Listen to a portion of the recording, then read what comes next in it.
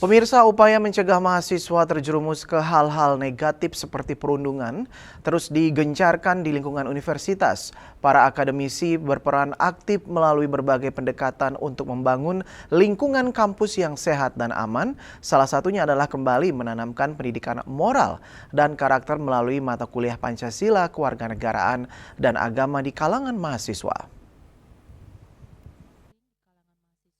Menjadi persoalan serius yang disebabkan oleh berbagai faktor, baik dari lingkungan sosial, tekanan akademik maupun kurangnya pembinaan moral. Menyikapi hal tersebut, institusi pendidikan kini semakin menekankan pentingnya tindakan pencegahan, tidak hanya bagi mahasiswa tetapi juga seluruh sivitas akademika. Akademisi Profesor Dadang Hermawan menjelaskan terdapat dua pendekatan utama yang dilakukan kampus untuk menekan potensi perilaku negatif di kalangan mahasiswa, yaitu melalui unit kegiatan mahasiswa atau UKM. Pihaknya mendorong mahasiswa untuk aktif berorganisasi dan berkreasi agar waktu luang mereka diisi dengan kegiatan positif, bukan hal-hal yang merugikan.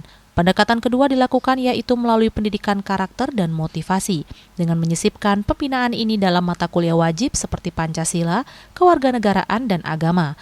Selain itu, pihak kampus mewajibkan setiap dosen untuk menyisihkan 10-15 menit di awal perkuliahan guna memberikan nasihat, motivasi, atau pengarahan moral kepada mahasiswa. Kami kan tentu saja pertama lebih banyak melakukan kegiatan UKM ya, atau ekstrakurikuler, supaya bagaimana mahasiswa itu sebanyak mungkin melakukan kegiatan selain perkuliahan, mereka di waktu-waktu senggangnya ikut daripada kegiatan UKM itu supaya tidak ada waktu lagi untuk melakukan hal-hal yang negatif.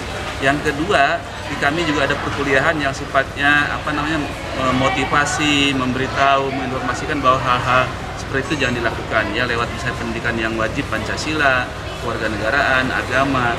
Kemudian daripada dosen-dosen itu kami wajibkan juga para dosen itu 10-15 menit mencuri waktunya untuk memberitahukan atau menginformasikan atau memotivasi mereka supaya tidak terjadi hal seperti itu, dan bersyukur sampai dengan saat ini mereka kayaknya masih oke. Mudah-mudahan seterusnya. Sebagai mahasiswa, Adi mengatakan salah satu cara mencegah terjadinya perundungan adalah bagaimana sesama mahasiswa saling memahami, menjaga sikap dan perilaku, serta jangan sampai saling memberatkan satu sama lain.